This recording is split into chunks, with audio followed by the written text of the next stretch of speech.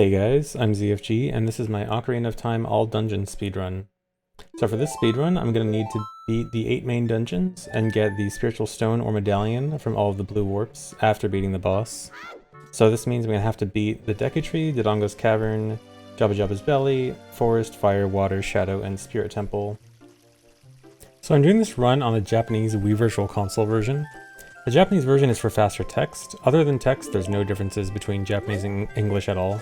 The Wii Virtual Console version is for less lag and faster loading compared to the N64 version. There are also some version-exclusive glitches on the Wii Virtual Console version, but for this run it won't be relevant. First thing I'm going to do here, I'm going to grab 5 rupees from the stepping stones outside, 5 rupees from behind the counter here, and buy a Deku Stick with it. So normally you would be going to get the sword first thing, but I'm going to ignore the sword, just grab the stick, and I'll be done here.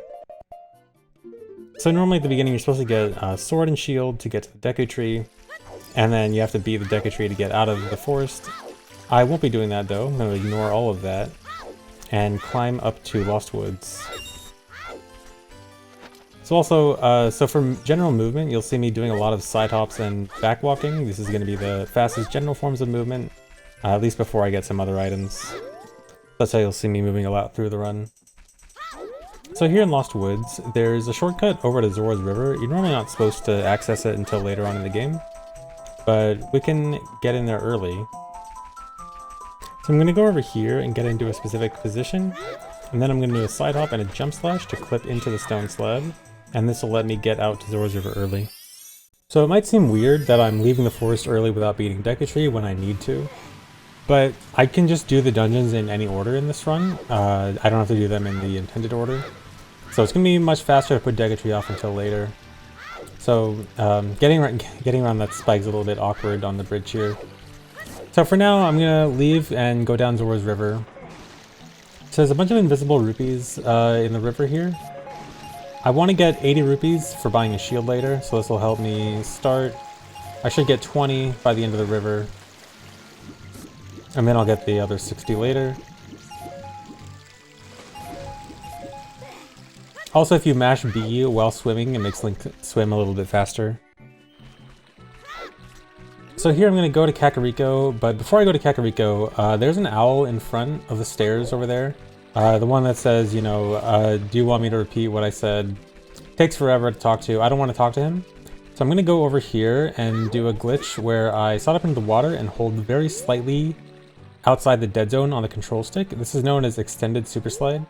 So when you hold this very slight position on the control stick, it makes Link do that feet shuffling motion, and that preserves your speed. So when I slide up into the water temporarily preserves my speed, and then by holding that position while going onto land, I can further preserve it.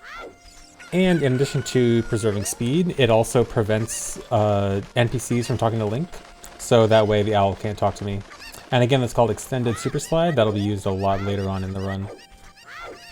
So here in Kakariko, I'm going to collect some Cocos. If you've seen Ocarina of Time speedruns before, this is, you know, a very classic thing that's always done in speedruns.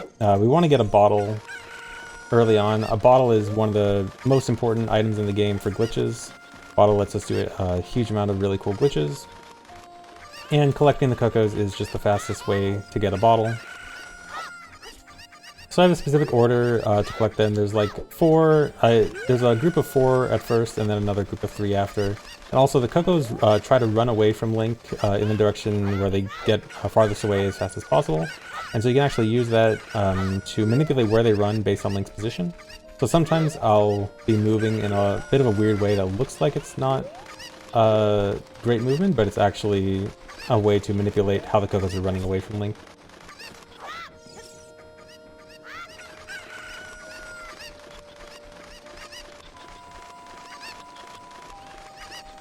So the Cocos are a little bit random. They stay within a certain area of where they spawn, but they can move a pretty good amount in that area. Like that Coco can be really high up the hill or like right next to the ladder. That one's the most significant. That was pretty average though. So there's a little RNG here, but not a huge amount. So here's a little example of like manipulating exactly where the Cocos run. That's why I stick behind a little bit there to make sure they don't run the opposite direction. And so that with all 7 Cocos collected, that's going to get me the bottle. That's one of the most important items in the game, and then right after this I'm going to go for another really important item. So I'm going to go to Bottom of the Well here. You're normally not supposed to go here until much later in the game, but if I jump slash on the edge here and then talk to Navi, I fall through the water. So Link doesn't interact with water while text is up, and if you talk to Navi while backing up from a jump slash, he'll actually fall off the ledge. And Bottom of the Well is really important for this next trick I'm going to do. There's a really important item in here I want. And to get it, I'm going to have to clip out of bounds. I'm going to use this Skulltula here.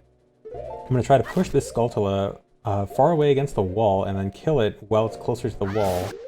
And then I have to do a very precise backflip and backwalk into the wall and have the hitboxes, the Skulltula's hitbox push me out of bounds and I fall into water, into out of bounds water. And then I can float up the water here. So there's this chest over here. I'm going to swim back inbounds to get this chest. This will be the next really important item, which is Bomb Shoes. So Bomb Shoes is really important for glitches like this, where I'm going to grab the vine and pull out a Bomb Shoe at the same time. This will clip me out of bounds. And if you fall out of bounds for a certain amount of time, you'll eventually void out and it'll respawn you back at the entrance. This is just the fastest way to get back out of here, since I'm done with everything I need for Bottom of the Well. So yeah, bombs and bomb shoes are one of the most important items in the game for speedrunning. Lots of glitches associated with them, clipping, fast movement tech. A lot of that stuff is going to be all around bombs and bomb shoes. So that's why I want to get that as early as possible. I'm done with everything I need in Kakariko now. I'm going to head back out to Hyrule Field.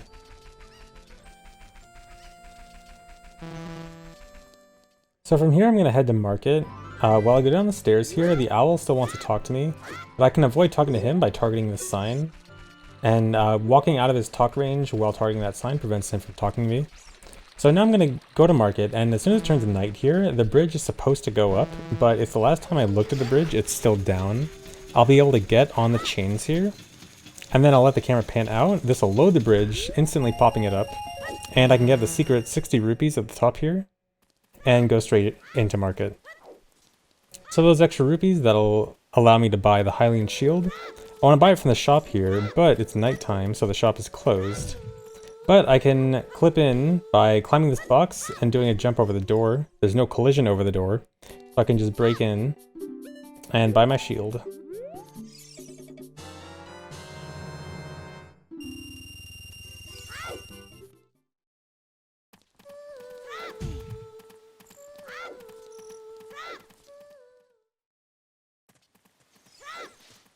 And now I'm going to head to Temple of Time. So normally, going to Temple of Time this early in the game would do nothing. You're supposed to have the 3 spiritual stones and Ocarina of Time to open the door of time. But as you can probably guess, I'm not going to need any of those. So the door of time is actually slightly misplaced. There's a small crack between the door and the wall. And because of that little crack, I can actually just side hop out of bounds, clip back inbounds, past the door, and this will let me get to the Master Sword early. So as you can expect, this is a pretty huge sequence break. This lets me skip the Ocarina of Time, the Song of Time, and beating all 3 of the child dungeons. The child dungeons do still need to be beaten, but again, I can do them in any order I want, so I can just do them later as adult. And so now I have the Master Sword in just 8.5 minutes.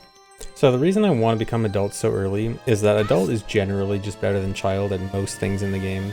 Adult has slightly faster movement speed, adult can climb higher ledges, adult has access to better items like hookshot and hover boots. And so for the most part, adult is just faster than doing most things compared to child. So there are some things that are supposed to be only doable as adult or only doable as child, but with glitches, adult can do most of the things that are supposed to be child only, so it ends up just being all in adult's favor.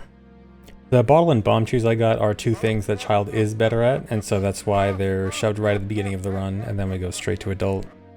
So while this cutscene is going, something I wanted to talk about, which you may have noticed earlier, back when I was doing that trick to get bomb shoes, is setups and pause buffering. So you may have seen me repeatedly pause over and over during that trick, and that's what's known as pause buffering, which is where we can use pausing to look for specific frames to do frame perfect inputs. And so with pausing, if your time your pauses correctly, you can advance 1 frame at a time. And so anything that's frame perfect, we can actually use this pause buffering technique to look for the exact frame we need. and then buffer the inputs out of the unpause. And so we can get frame perfect tricks like that easily. And also for setups, you may have seen I was doing some very specific movements when setting that trick up. I was doing like these side hops and then rolls. And so a lot of the movement tech in this game will always move Link by an exact amount. So like a backflip will always move the exact amount.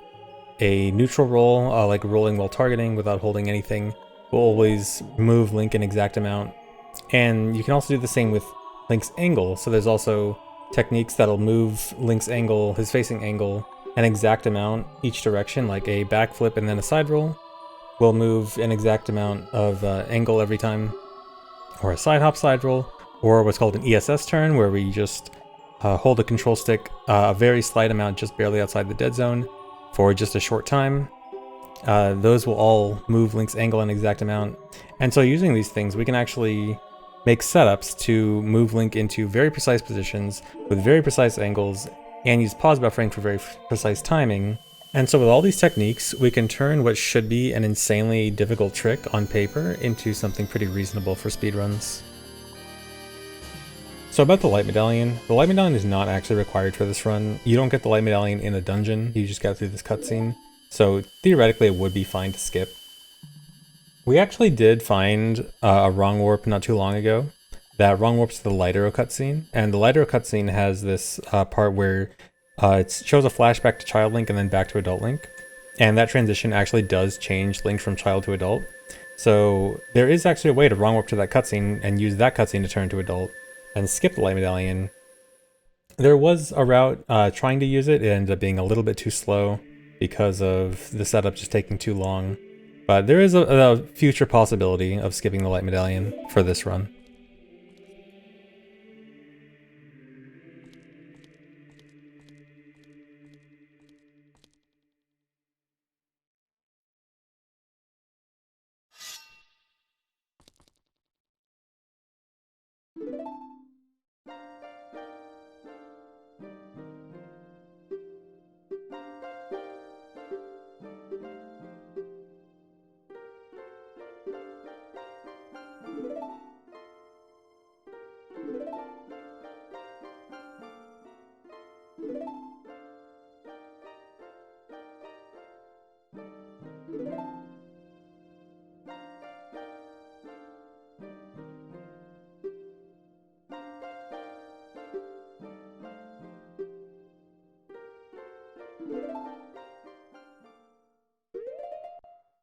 So here I'm going to save and reset. So the Door of Time that I clipped past earlier is still blocking my path. I could easily clip through it as child, but as adult I need some better equipment to clip through it.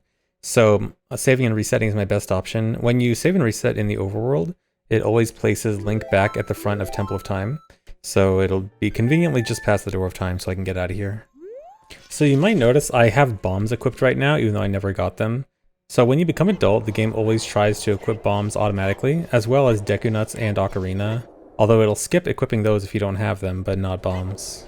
But it doesn't give me the bomb bag, which means I can't hold bombs, so it doesn't really matter. So coming up here is the first use of a Hess, or a hyper-extended super slide. So I'm going to roll into a bomb explosion while shielding and targeting, and this is going to recoil me at a really high speed. And then I can preserve that speed by holding slightly outside the dead zone on the control stick. This is the extended super slide I was talking about earlier. This is -18 speed, which is double the speed of a backwalk at 9 speed, and triple regular walking speed at 6. I can also control it going slightly left or right, and I can also change angles by releasing target briefly. So you'll be seeing this a lot. This is the best movement technique in the game. So coming up here, I want to do a glitch that'll get a bottle onto my B button. Here, I'm going to shield an explosion, and in between 2 different hits of the explosion hitting my shield, I'm going to press B. This attempts to take out the sword, but it gets interrupted, but it'll still count as the last item button I pressed. Now I'm going to swing a bottle while shielding, and when I catch these bugs, it's going to go over my B button. So normally, when you swing a bottle, it goes over the last item button you pressed, which is supposed to always be bottle. But in this case, if you do it while shielding, it doesn't update properly, so it goes over my B button instead. When you catch something in a bottle, the game has to update both your inventory and your C buttons at the same time. And the game has the inventory item slot data 3 spots to the right of the regular C button data in memory. And the B button actually happens to be 1 before the C left. So the B button looking 3 spots to the right actually lands on looking at C right. so C right will determine where in the inventory it needs to be updated. The bottle has an item value of 20, which means the game will now put bugs in item slot 20 on my pause screen, which actually corresponds to bottle slot 3. So this glitch is called Reverse Bottle Adventure. It's a pretty big glitch. It can do a lot of cool inventory modification based on your C right item. I'm only going to be doing it a little bit more after leaving Dampe's grave, but in runs that use this trick more, it can do some pretty cool stuff like giving you medallions and songs. Although it does have its limitations and can't just give you everything. So in the race there, I was just rolling instead of doing any of the other faster movement techniques I was talking about earlier. So Hessing actually kind of glitches out Dampe and makes him go backwards and go out of bounds. So I can't really Hess in the race. And side hopping and backwalking aren't very good because of all the turns. So rolling is just faster because you can cut corners better. A perfect time in that race is a 46. I got 49 there, a bit sloppy.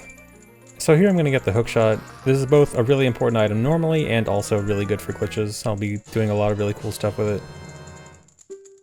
To get out of here quickly, I'm actually going to get crushed by the door. This will respawn me back at the beginning and give me a quick way to leave. So now I'm going to do more stuff with the bottle on my B button. So when I pause here, you'll be able to see the bottle in my bottle 3 slot that I got earlier. So now I'm going to equip hookshot, use it to kill the Poe, and then dump the bugs I have on B with hookshot on C right. This puts an empty bottle 1 slot to the right of hookshot, which is going to be the ice arrow slot. You'll see when I pause here. I have an extra bottle there. Now I'm going to catch the bugs with Poe on C right. Poe modifies my bomb chew count, and bugs has an item value of 29, so I get 29 bomb chews there. Then I do another bottle swing while shielding, and this will dupe the bugs over the Poe. Now I'm going to go set up for the next glitch. I'm done with the bottle and my B button now, so I'm just going to re-equip Master Sword. Here I'm going to do a glitch where I bonk into a fence here and try to pull out the hookshot. This is going to cause a glitch where Link gets stuck in an idle animation, and it can only move for a few frames each loop. Then I'm going to try to use the hookshot on the frames in between each loop, and when the hookshot comes out, it'll get interrupted by the animation loop starting again. And if the hookshot gets interrupted, it causes Link to do a really big jump. There I did a glitch where I did a crouch stab and I interrupted it by talking to Navi. This causes my sword hitbox to stay out infinitely, which is known as the infinite sword glitch. One property of this glitch is that it prevents me from falling off ledges, which is really important for walking around the perimeter of Graveyard to get up to Shadow Temple early. Normally there's a bunch of torches in front of the Shadow Temple entrance which you're supposed to light to open the door, but by doing that side hop, I side hopped over a load trigger that skips the door loading, and so I can just walk in. So now I'm at Shadow Temple, which is supposed to be one of the last dungeons, but this is actually going to be the first dungeon that I beat.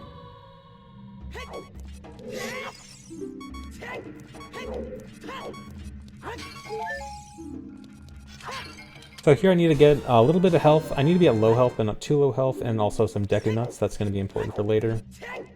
And I'm going to head into the mini boss here for Dead Hand. So for Dead Hand, I'm going to hit him a few times, and then he's going to run away. While he's running away, he's invincible, but right before he digs, he's actually vulnerable again. So I wait until right before he digs to do a jump attack, and then that kills him. And this will get me the hover boots. Hover boots, another really important item. After getting the hover boots here, I want to go straight to the boss as quickly as possible, and it turns out, even though this is supposed to be early in the dungeon, the boss is actually very close. So what I can do here is, I'm going to do a glitch called a triple slash clip, where I do a triple slash combo and pull out hookshot, which makes Link take a really big step back. This can clip me out of bounds, and I'll fall and land in collision for an unloaded room right before the boss. In this room, I just have to navigate blindly until I get to a ledge right in front of the boss door. Then I'm going to set up for a glitch called a ledge clip, where I grab a ledge and then target the wall right next to me, which turns Link to face that wall, clipping him into the ledge. Then the bomb chew explosion is going to hit me and boost me into the boss door loading zone, skipping the entirety of the dungeon. So the way the collision works is that when you're in a dungeon, the entire collision of the dungeon is always loaded, and that also includes loading zones, like boss rooms. And so, even though I was really early in the dungeon, even the late dungeon collision was loaded and the boss door collision loaded. And from there, it's just a matter of figuring out how to get from out of bounds to the loading zone. And it's just pure coincidence that the boss just happens to be so close to Dead Hand's room. So for the bongo fight, he always tries to be on the opposite side of the arena as you, so I'm going to hold down, which forces him to stay right in front of me. Then I'm going to do the infinite sword glitch again, and this is going to let me get a really quick kill on bongo. I stun the hands with a hookshot, and then I need to catch bugs. The bugs aren't going to do anything for the fight, this is just set up for after the fight. So the cool thing about the infinite sword glitch is that the damage it outputs is based on your crouch stab, and crouch stab has a glitch where it actually does the damage of your last attack. So I did a jump slash when I was jumping into this fight, and then got the infinite sword glitch, which means my infinite sword glitch is actually doing jump slash damage every single hit. A normal master sword slash does 2 damage and jump slash does 4, so every hit there was doing 4 damage. Bongo has 36 HP total, and so it kills him really quickly.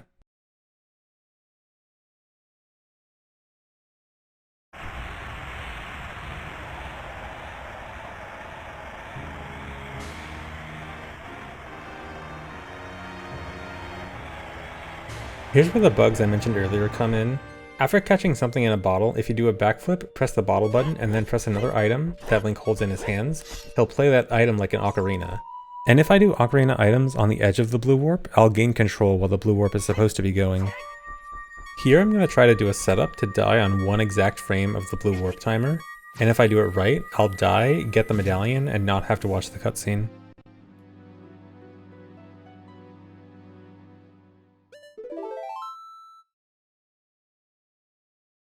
There we go, that skips a decently long cutscene, and conveniently puts me back at the entrance so I can just leave Shadow immediately. I could also know I got it correctly because there was that white flash that happened when I respawned. That white flash indicates that you just got a medallion or stone.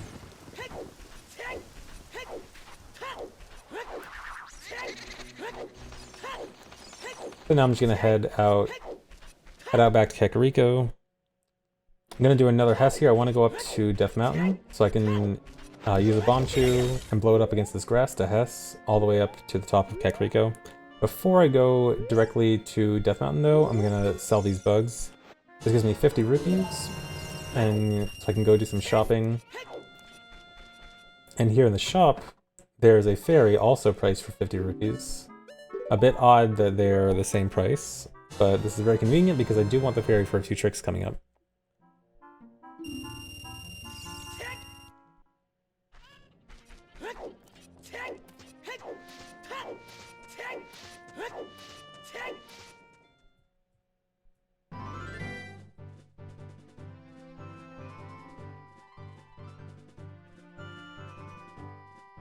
So here at Death Mountain, I'm instantly going to do another Hess off this sign, and then just Hess directly into Dodongo's Cavern. Here I gotta blow up a wall. I want to take a little bit of damage. I'm going to be damaging down here soon. So Dodongo's Cavern, this is supposed to be the second dungeon done as child.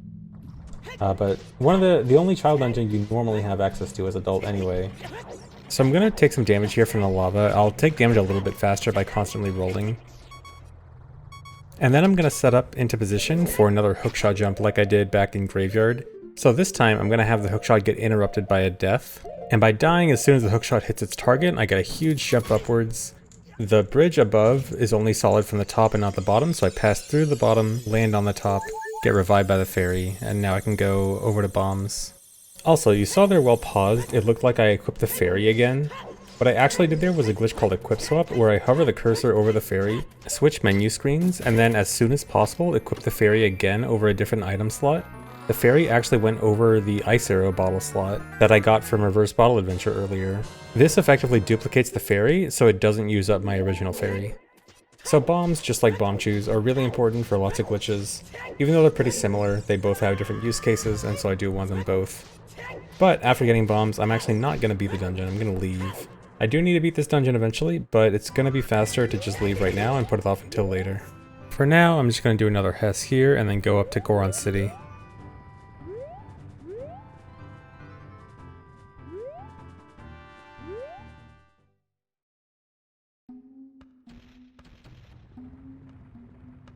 Here in Goron City, I want to go to Death Mountain Crater. Normally to get there, you have to blow up the rolling Goron here, and then he opens the doors to Darunia's room.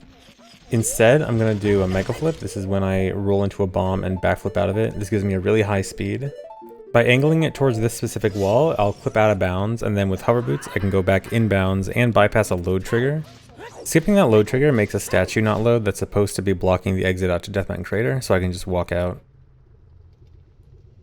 Here you're supposed to learn the Bolero of Fire song, which is the warp song to get here, but I'm going to skip it. I'm just going to use hover boots to go around the mountain here. This will let me bypass the trigger, which is on the bridge, and then I can just walk straight into Fire Temple. Also note that I don't have the Goron tunic, which is why the heat timer is up. That'll be relevant for Fire Temple.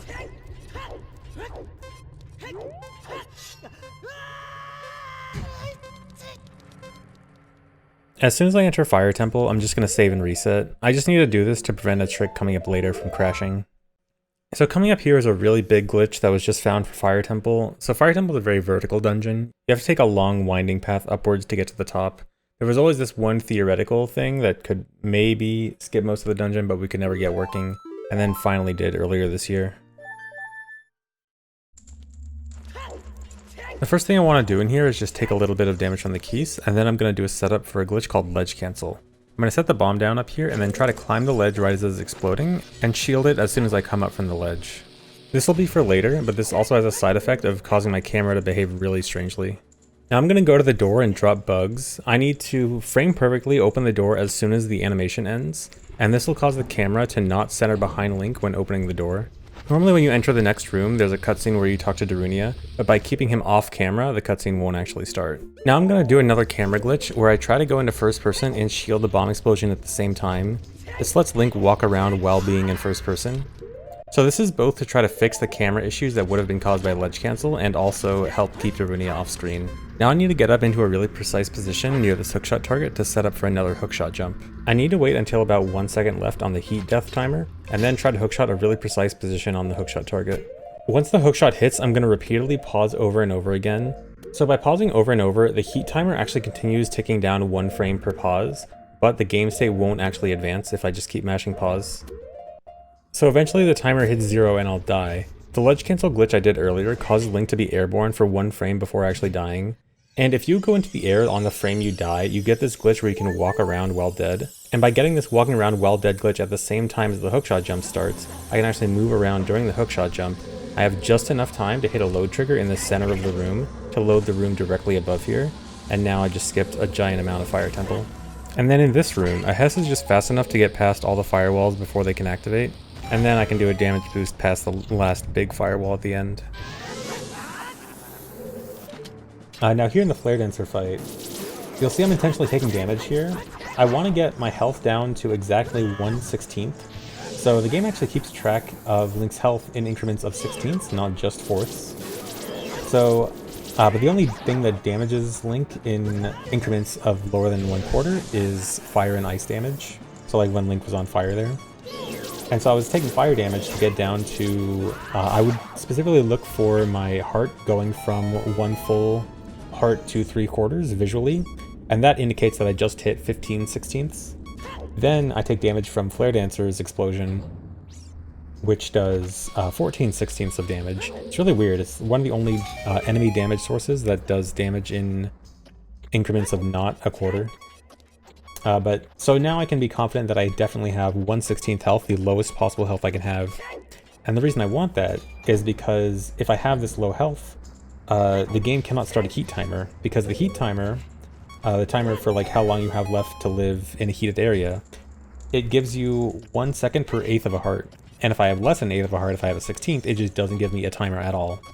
So this is a cool way to avoid the Goron tunic at the cost of dying to a light breeze, but I'm gonna need it in order to survive the Volvagia fight. So now I get up to the hammer. So this is really important. There is no way to beat the boss of the dungeon, Volvagia, without the hammer. So to get to the boss, I'm gonna do a Hess here. This Hess is fast enough to clip me out of bounds, and then I can do a jump slash. So the loading trigger for Volvagia's room happens to be directly below there. So that out of bounds clip ends up being perfect for getting directly to Volvagia's room really quickly. Very convenient right after the hammer. So I did a jump slash with the hammer right before I go into the fight. That does set my power crouch stab to be hammer damage. So now if I do a crouch stab with the sword, it will actually do hammer damage. The hammer again is required to beat Volvagia, but it will look like I just used my sword for it. So now here for the Volvagia fight. So there's 2 phases for the Volvagia fight, one where Volvagia flies around and one where he pops out of the holes. And those 2 actually have different hitboxes. And the hitbox for the flying one is actually going to stay under the ground right in front of the hole it last flew into. So what I'm going to do here is a glitch called a weird shot. This is going to let me use my hook shot under the ground. And now I can use the hook shot to hit this invisible hitbox that's just sitting right in front of me. And I have to do a little peek there to see what hole Volvagia came out of, because certain holes will actually get me killed if I don't move. Luckily that was, it was good and bad. It was far enough that I didn't die, but also far enough that I couldn't get there in time for the second cycle, so I had to wait for the third cycle. But that hookshotting over and over repeatedly was enough to kill Volvagia really quickly. So that trick lets me damage down Volvagia, but it cannot kill Volvagia without that stun. So coming up here, I want to do the same thing that I did at the end of Shadow Temple, where I died at the same time that I was supposed to get the medallion, and then I skipped the cutscene.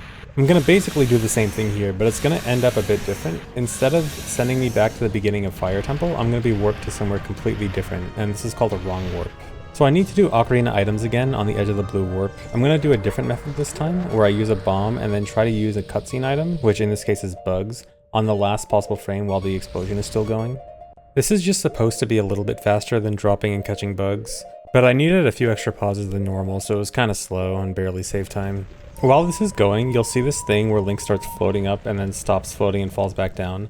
That's because the blue warp normally has this property of making Link float and also spin while the cutscene is normally going. When Link stops floating, that's because he moved too far away from the blue warp and it unloads. And then once he dies, the camera's going to shift and it's going to cause the blue warp to reload and then cause Link to spin again. Now when I die, I'm going to get the fire medallion and I'm going to be wrong warped to Forest Temple. So that's what's known as a wrong warp. So after beating Fire Temple, there's supposed to be this cutscene that plays in Kakariko, showing Death Mountain erupting. But because I died, I'm supposed to be reloaded back at the beginning of Fire Temple, which means it wants to play a cutscene there. The way the game starts a cutscene is it adds a certain offset to the value of the map that it's supposed to play in. But because it's trying to start a cutscene in Fire Temple doesn't have a cutscene associated with it. So when it adds that offset, it ends up going down the game's internal map list and landing on the next map after Fire Temple, which happens to be Forest Temple. So that Poe cutscene actually is skippable if you drop and catch bugs right before the cutscene starts. But it's not really worth it because it only saves about a second, and if you fail it, you lose your bugs, which is run over. So here I can quickly clip out of bounds by trying to grab this ledge with a railing above it. This pushes me out of bounds, and then the boss loading zone happens to be right below, so I can just jump right into it.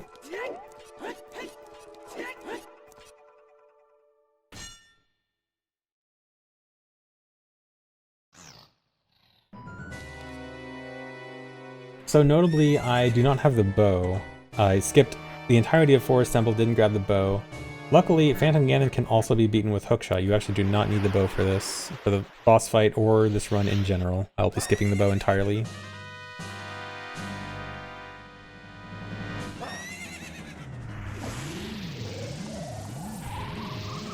So for the Phantom Ganon fight, there's going to be two copies that come out of the paintings. One is real, one is fake. The way you can tell the real from the fake is the real one is brighter and also makes sound.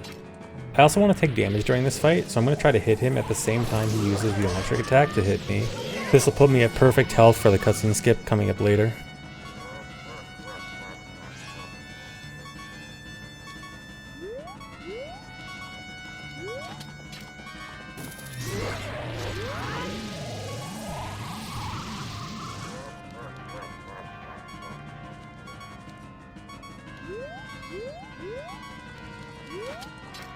As soon as he comes out of the painting, I'm going to get the infinite sword glitch, which is going to be used to try to kill him really quickly. Then I use the hookshot to make him attack a bit quicker. Then I turn around and ISG just kills him really quickly. So right there you saw me spamming the hookshot. So when you shoot a projectile at him, he spins his staff, and that staff spin actually makes him vulnerable for a tiny bit. ISG can't get a true stun lock on Phantom Ganon, but by doing that staff spin, as soon as he tries to get up, he gets hit again by ISG, and then I just repeat until he's dead.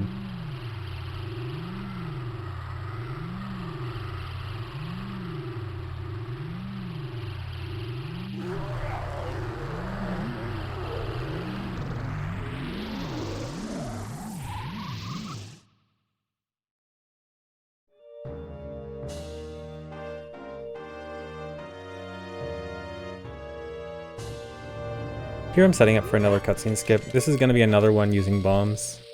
Again, this is a bit faster, but it is frame perfect, so it has a risk of losing time due to pause buffering. But luckily I got it perfectly this time. So most of these medallion cutscene skip setups we can make easier by making use of the blue warp unloading when Link moves too far away from it. Unfortunately, in this room there's no way to move far enough away from the blue warp to unload it, which means we have to do multiple frame perfect inputs in order to get this cutscene skip. But then once I die, just like before, I'll get the medallion and not have to watch the cutscene. This won't be a wrong warp like Fire Temple. This will just take me back to the beginning of Forest Temple. But as soon as I respawn, I want to instantly die again. Right outside of Forest Temple is the Minuet of Forest warp song cutscene, which you're supposed to get when going into Forest Temple, but because I warped in here, I skipped it completely. I don't want to watch the cutscene, so I'm going to die while I exit. Then when Sacred Forest Meadow loads, I'll hit the cutscene trigger and die at the same time. This gives me the song, but I don't have to watch the cutscene.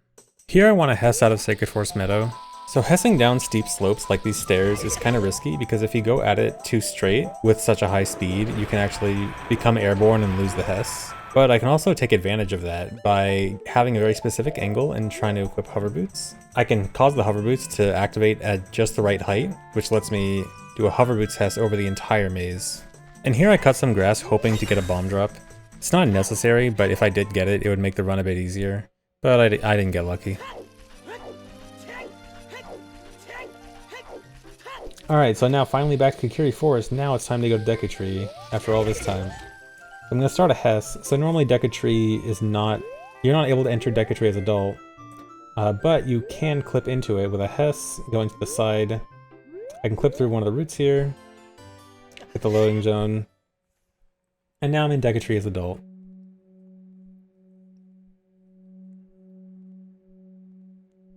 Alright, and now, as soon as I enter Deku Tree as adult, first thing I'm going to do here is leave. So, this looks really weird. I seem to constantly be avoiding Deku Tree. So, the reason for that is I needed to get rid of that intro cutscene there. So that first cutscene where the camera pans around to show all of Deku Tree, that cutscene is going to ruin a trick I do it later on at the run, later on at the end of the run. And so I need that cutscene gone. So now we just go straight back to Lost Woods. It's a bit of an awkward detour, but it is necessary. So I'm going to Hess back over to the Zora's River exit. So I'm going to do another clip to the Zora's River exit just like I did as Child, but it's going to be a little bit different. Going to grab the edge there, drop down with a sword, and then jump slash to clip in. And then from Zora's River here, I'm going to go directly into Zora's Domain. There's normally a waterfall here, but you can actually pretty easily get behind the waterfall. There's multiple ways to get around there. Hover boots would work, Mega Flip like that works. Akako also works as Child. And then in Zora's Domain, gonna do another clip. Gonna grab the edge of the ledge there with the ladder. This clips me out of bounds. So there's normally a warp portal you can use to get from Zora's Domain to Lake Hylia. It's supposed to be blocked off as adult, but by getting out of bounds like that, you can get in as adult. This is the quickest way to Lake Hylia, which is where the Water Temple is. Now, to get to the Water Temple, normally you're supposed to have Iron Boots and Hookshot, and use Hookshot and Iron Boots to open the gate. But I'm going to Hess up to the main island here, and do a setup to clip out of bounds. So if I fall off the edge here and jump slash at just the right position, I will clip out of bounds and be able to swim in the out of bounds water directly to the loading trigger, which gets me right into Water Temple. So here in Water Temple, I'm going to do another Hess and then use Hover Boots here. So a Hess combined with Hover Boots is really good. It can cross really large gaps. Large gaps like the one to the end of Water Temple right here. You're supposed to use Long Shot for that, but that's a much nicer way of getting past the gap. And this leads directly to the pre-boss room. So I do need to clip through the boss door somehow. So what I'm going to do is get the Infinite Sword glitch, and I'm going to do a very short bomb hover. So when I have the Infinite Sword glitch, if I shield damage in the air, I'll actually hover in the air for a little bit.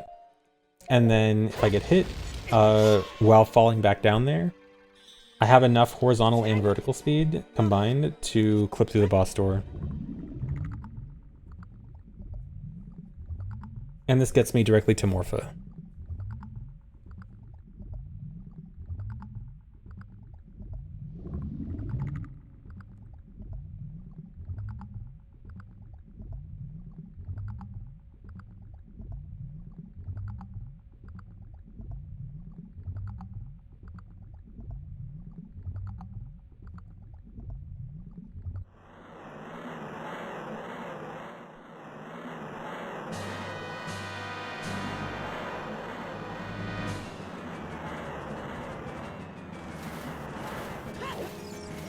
So the Morpho fight is really easy. It has a very easy basic strat that a lot of people, even casuals, know. You can just lure Morpho over to the corner here.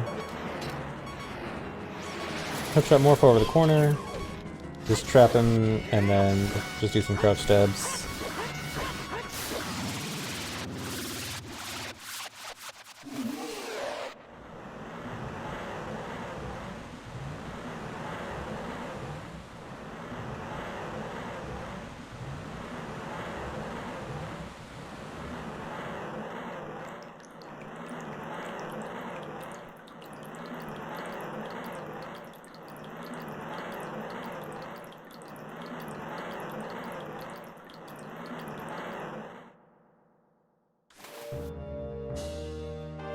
So it's time again to do another death cutscene skip.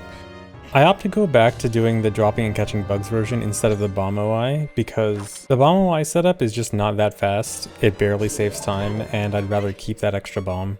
The bomb routing for this run is really tight, so even one extra bomb makes a pretty big difference. Also, when you hear me play these notes on the blue warp, it doesn't actually do anything, I'm just messing around while I wait. So for these cutscene skip setups, we try to find the simplest set of actions that'll get us to die on the right frame. For this one it's pretty easy, we just have to hold left, target, and bomb right after canceling Ocarina, and then we'll always die on the right frame. Also, the reason sometimes these lead to just regular cutscene skips and sometimes wrong warps depends on the cutscene that happens after. So for the blue warps that go directly to the Chamber of Sages, which is Forest, Temple, Water, Shadow, and Spirit, those ones will not do a wrong warp. The ones that play a cutscene in the overworld, which is Decatry, Dodongo's Cavern, Jabu, and Fire Temple, those ones will cause wrong warps. So I want to go back into Zora's Domain. The way back is a little bit trickier as adult. This is also blocked off as adult because of the ice, but I can clip in with a Mega Flip. It's got to be a little bit of a precise Mega Flip though, but I get it. And then here in Zora's Domain, I want to head directly up to Zora's Fountain at the top, so I'm going to Hess up. This one's a bit tricky, because the camera is kind of fighting you going up that little spiral staircase part. And then here, unfortunately I dropped the Hess here. What I wanted to do was clip out of bounds there, angle it back into the water, the out of bounds water here, and then conserve my speed into the water and do a super swim up to the load trigger. Unfortunately I missed it. I can just do a backup just to clip with a jump slash. It kind of sucks because it's really cool, but oh well. And then here in Zora's Fountain, I want to go to Jabu, who no longer exists, but the load trigger for Jabu does actually still exist under the ice. So all I've got to do is clip in. So I want to start a Mega Slide Hop. This is like a Mega Flip, just with a Slide Hop instead, but with Hover Boots I have really slow acceleration. I then switch over to Kokiri Boots to hit the max acceleration instantly, then back to Hover Boots as I jump slash, so that I continue to keep the speed while jump slashing, which clips me into the ice. And now I can get into Jabu as adult, which you're normally not supposed to. So here in the first room in Jabu, I need to be really careful to not kill these bubbles. This might seem trivial, but it'll actually ruin a wrong warp later on. And for a similar reason, I have to take out my sword again, and then in this next room, before I open the next door, I have to take out Hookshot again. These might seem unimportant, but this has to do with something called cutscene pointers. So when you do a wrong warp, the game is trying to start a cutscene. But if the cutscene that's supposed to happen doesn't actually play, then it looks at your last cutscene watched, which is known as the cutscene pointer. This tells the game where to look to find instructions on how to play the cutscene. And this cutscene with Ruto is going to be my cutscene pointer for some upcoming wrong warps. The data for the cutscene instructions is in a place in memory that's constantly getting shuffled with things loading and unloading in its place. And so if the game is reading bad data when a wrong warp is happening, it can easily crash or soft lock the game. And so we usually need to do some manipulation to make sure the numbers work out for us. In this case, pulling Hookshot before entering Ruto's room shifted the cutscene pointer to be in a place that'll give us working numbers for the wrong warp. And also killing those bubbles in the first room would have shifted it in a really bad way that would likely make it crash. This is also why I had to save and reset back at the beginning of Fire Temple. The cutscene pointer I had when I entered the dungeon would have guaranteed a crash, and saving and resetting just fixes it.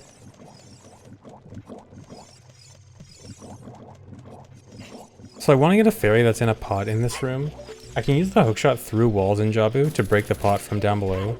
And fairies have a mechanic where they'll always go to Link's height, so even though the fairy was up on the ledge, it instantly moves down, and then I can catch it through the wall. So Jabu is unfortunately a bit of a boring dungeon. You have to carry Rudo around all the way to the top in order to get the boomerang, and unfortunately we don't really have a skip for this. And this is another case like Volvagia where the boss cannot be beaten without the dungeon item. There's no way to beat Baronade without the boomerang. I have to wait for this elevator here, so I'm just going to take this time to damage down from the Octorok.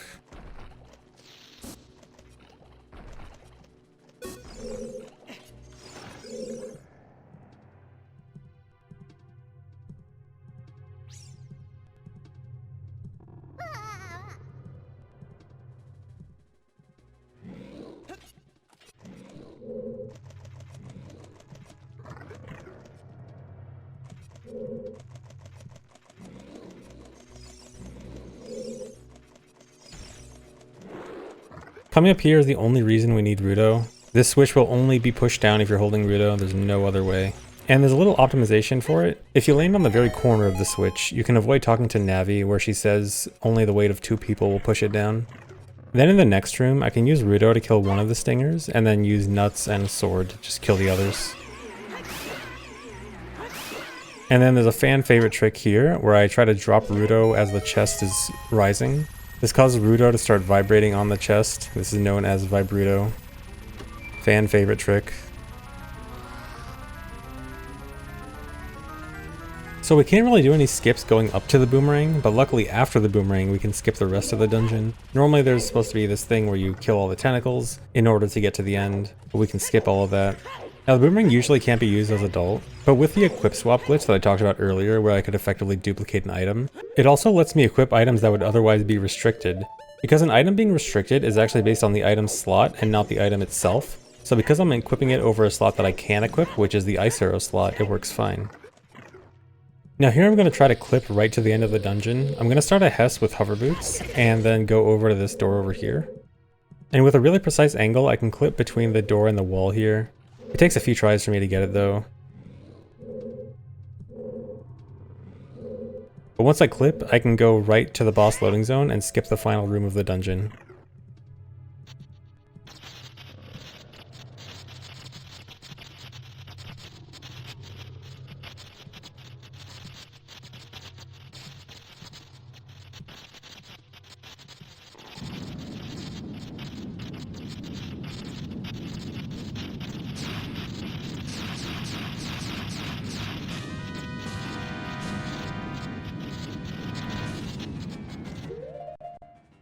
Alright, for the Baronade fight, the first cycle is pretty easy. I just have to boomerang the tentacles attached to the ceiling. I intentionally stand in between 2 of the berries that are going to come out of the body so they don't hit me when they come out. And for the next 2 phases, a Deku-Nut is really good at just killing all the berries all at once. And for the last phase, I need to make sure I kill Baronade in a specific point in the room. The wrong warp I'm doing coming up is going to be dependent on where the blue warp spawns, and that's determined by where Baronade dies. So I need to make sure I kill Baronade in the upper right part of the room, and this should be good. So this wrong warp is going to look really strange compared to the others. Instead of dying to do the wrong warp, I'm going to hit a normally inaccessible loading zone that goes back into Jabu. And hitting that at the same time the cutscene is supposed to start will trigger a wrong warp. So I can't just do Ocarina items on the edge of the blue warp this time because of Rudo. Her wanting to talk to me inside the blue warp is going to make me have to do something completely different. So I'm instead going to die on the edge of the blue warp and get revived by a fairy. This is going to cause a glitch where if I ever stop moving, I instantly get teleported back to Rudo. So I'm going to go pick up this pot over here and let myself get teleported back to Rudo, and then look directly at Rudo to trigger the next part of the cutscene.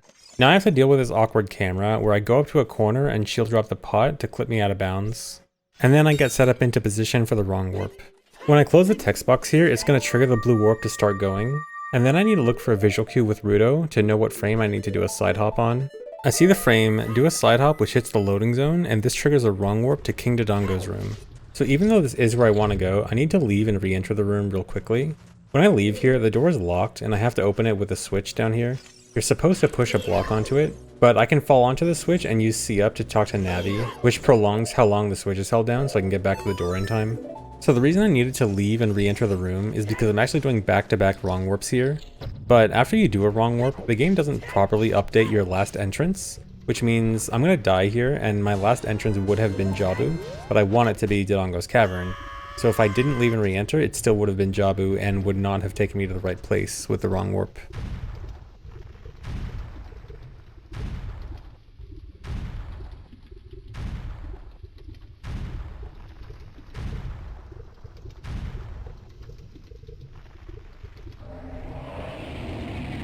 So the King Dodongo fight is pretty notoriously easy.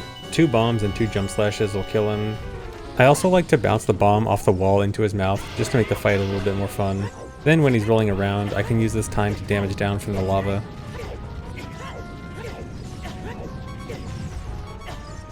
I'm gonna get the infinite sword glitch off the second bomb before I throw it into his mouth, and then catch bugs. So for the setup I'm doing coming up, I need to start from a specific position after the fight ends.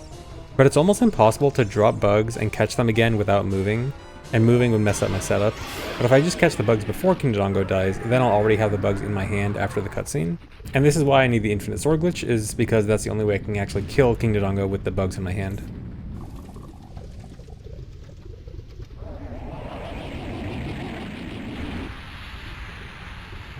So for this wrong warp, I'm actually going to have to die almost immediately as the blue warp starts. This is going to make it a lot harder, especially because of the strat that I use for this. So what I'm going to do is do Ocarina items with a Bomb Chew, and if I shield for exactly 1 frame, it'll still count as doing Ocarina items with that Bomb Chew, but blow up the Bomb Chew before I land. And then the Bomb Chew is going to be perfectly placed so it kills me just at the right time when I cancel the Ocarina, and I die to trigger the wrong warp. I also can't pause buffer this because I can't pause after pressing bugs in midair, which makes this really hard. And then this wrong warp takes me to Gerudo Training Grounds. I don't actually care about being here, but if I leave, I instantly go out to Gerudo Fortress and get caught and thrown in jail. This is where I want to be because this takes me most of the way to Spirit Temple. So normally in Gerudo Fortress, you're supposed to free 4 Carpenters, which gets you the Gerudo card, and then that'll open a gate to get you access to Haunted Wasteland. But instead what I'm going to do is try to climb out of jail, but I'm going to hookshot a specific point on this plank to clip up to the top of the jail. Then I can jump on this railing and use hover boots to get on this out of bounds ledge, and then I can just walk around the gate to get to Haunted Wasteland.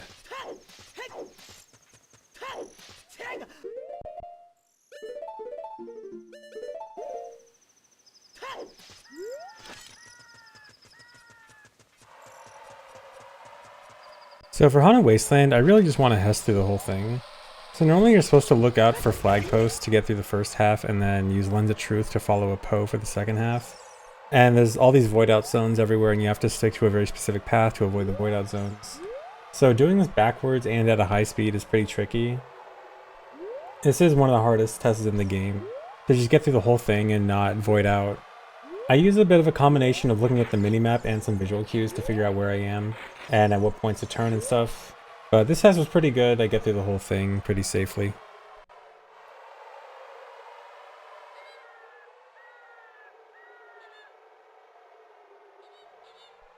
So here in Desert Colossus, I want to Hess over to Spirit Temple, but Hessing actually kind of sucks here because of levers. Because it's really easy to target them, and targeting a lever would make me not able to do a Hess. So I instead do a Super Slide, which is a version where I just move directly in a straight line backwards when I try to grab a bomb while shielding and rolling. So now I'm going to start, I'm going to get the Infinite Sword Glitch here and try to start a hover on this way. So I mentioned earlier how if I shield damage in midair with the Infinite Sword Glitch, I'll hover in the air, and I can repeat that over and over, first with the Gwei and then with some Bomb Chews.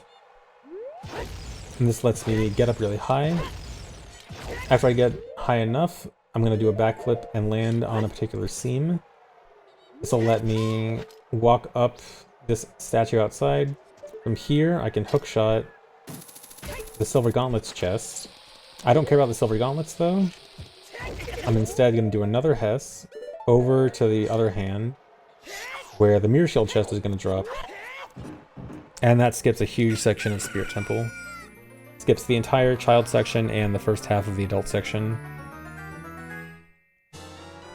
And the Mirror Shield is another item, one of the 3 big items that you need to beat the dungeon's respective boss. So there's no way to beat Twinrova without Mirror Shield, just like Volvagia needs Hammer and Baronade needs Boomerang. So here's an Iron Knuckle. The Iron Knuckle has a really easy cheese. You can actually just crouch stab in front of him. If you're in front and slightly to the right, he just can't hit you.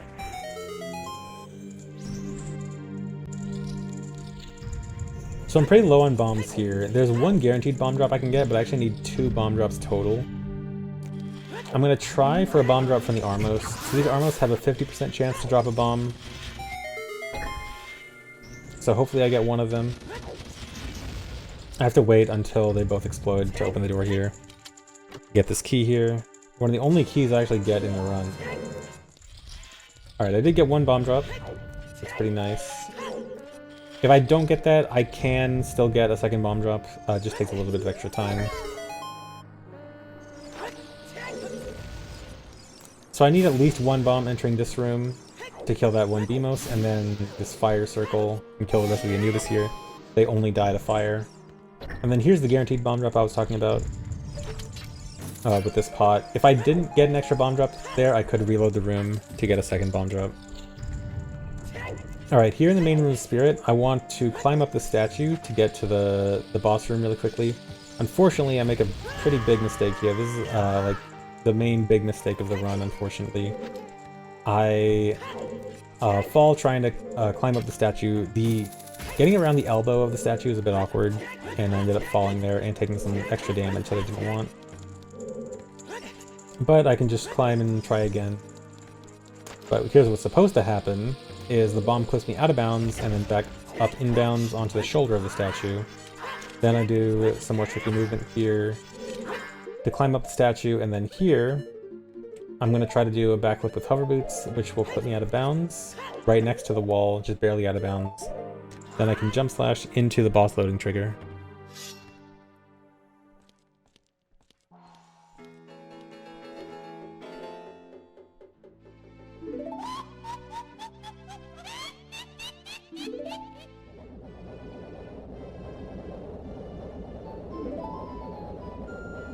So that extra damage I took was kind of unfortunate because I do want to manage my health in a very particular way.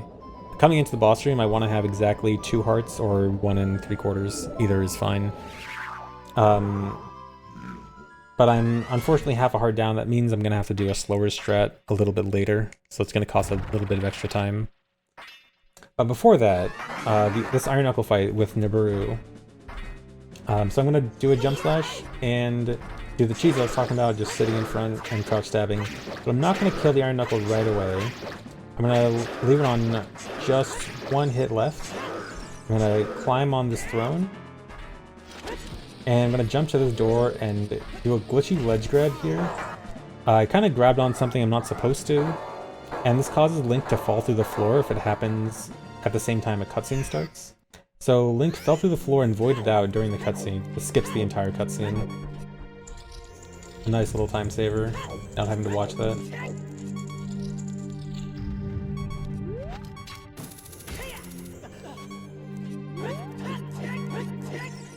Alright, so now for the Twin Rova fight. So the Twin Rova fight is unfortunately a lot of just RNG. It's a lot of just waiting.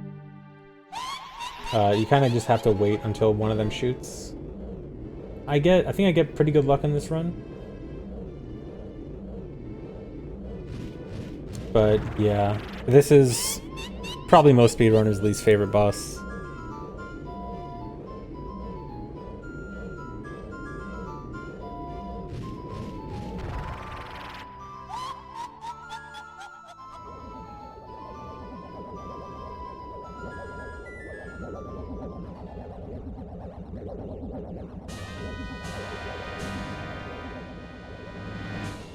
So ideally, right at the start, one of them attacks before they even move. I got lucky here, the red one attacks without moving.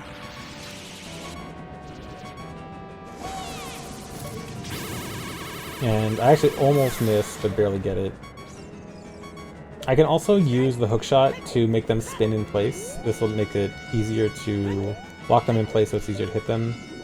Although so right here I get really bad luck where they're on opposite sides. I get bad luck into good luck, where targeting makes the shield kind of go in a weird direction and actually hit the red one from behind. And then I got extra good luck with the ice one doing a double, like 2 shots back to back without moving. So I actually did kind of get good luck on this fight. Sometimes they can just kind of wander around without shooting for a while. And I need 4 hits total to advance to the next phase.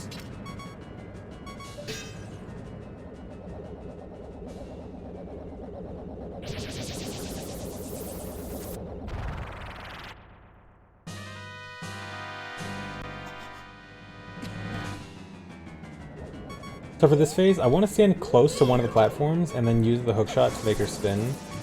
So the hookshot to make her spin just makes her move a little bit faster, but standing near the platforms gives a chance that she'll actually stay on the same platform. It's a 1 in 9 chance. Unfortunately, I didn't get it there.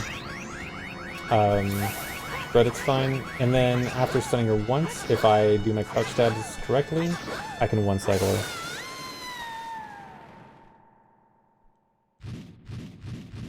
And then here's Twitch chat's favorite cutscene.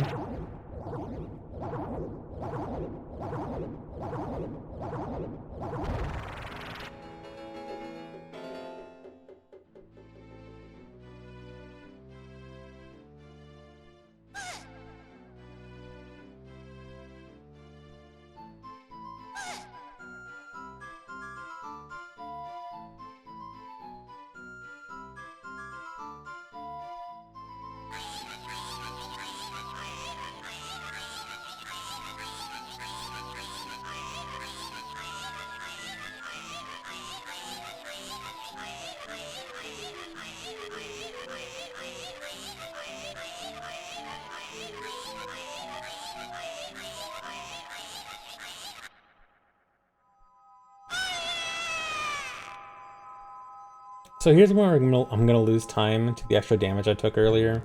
I mentioned I wanted to enter the boss with 2 hearts. I'd lose 1 heart from the void. And then here I want to lose... Ideally I would do Ocarina items with a bomb, which would do a half heart and then another half heart from the final death. But unfortunately, because I was already at low health, I have to do a backup where I don't use the bomb OI method. So I just have to drop and catch bugs, which is a bit slower. But this is, again, same thing. I just have to die at the same time the game is trying to give me the Spirit Medallion.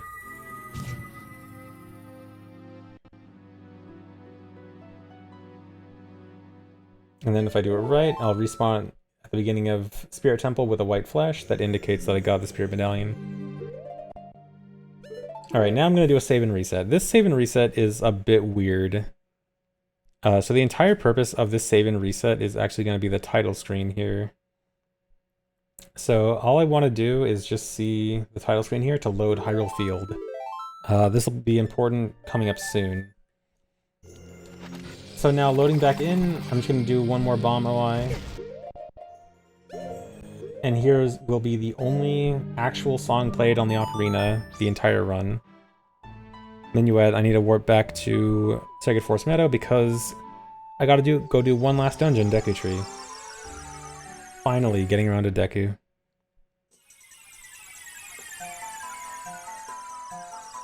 So I have to do this Hess across Sacred Forest Meadow again. This is gonna be the same as when I did it earlier. And then I'm just heading to Kakiri Forest.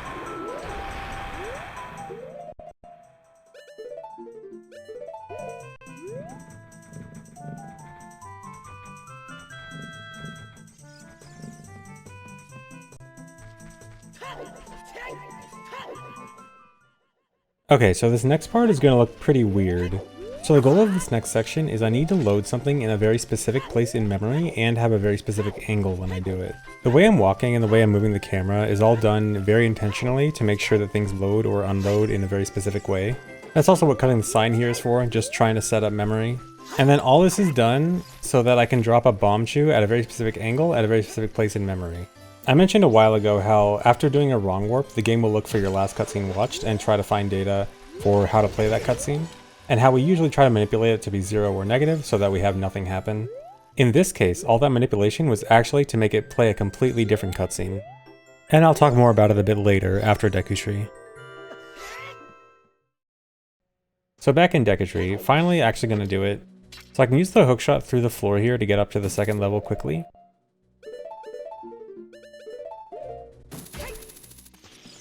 And then all I want to do here is set up a mega flip. It's a pretty precise mega flip, but this will let me get straight to the end of the dungeon.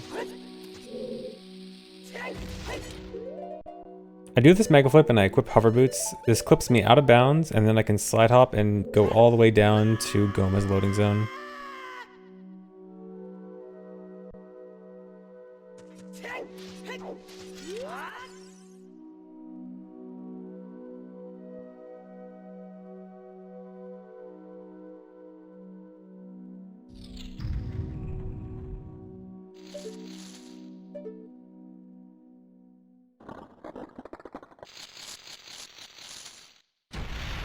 And now here's the final boss, Goma.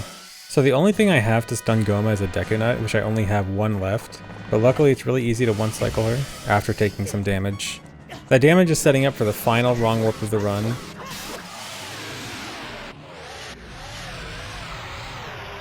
So this is going to be like the Dodongo's Cavern wrong warp, where I need to use a Bomb Chew and shield for exactly 1 frame in order to die right as the blue warp starts. The problem is I can't pause here or else it messes up my setup for the wrong warp. And because I have hover boots, I can't really do a good movement setup to the blue warp, so I actually have to manually move into position for the blue warp. And this is the last trick in the run too, so I get to do this really hard trick at the very end.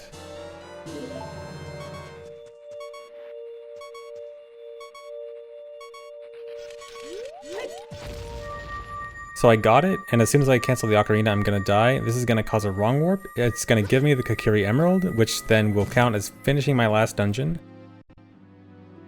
The wrong warp is gonna take me to Dodongo's Cavern, and then because of all the manipulation I did, it's gonna play a cutscene. And the cutscene it's gonna play is the ending cutscene, which means that's the end of the run.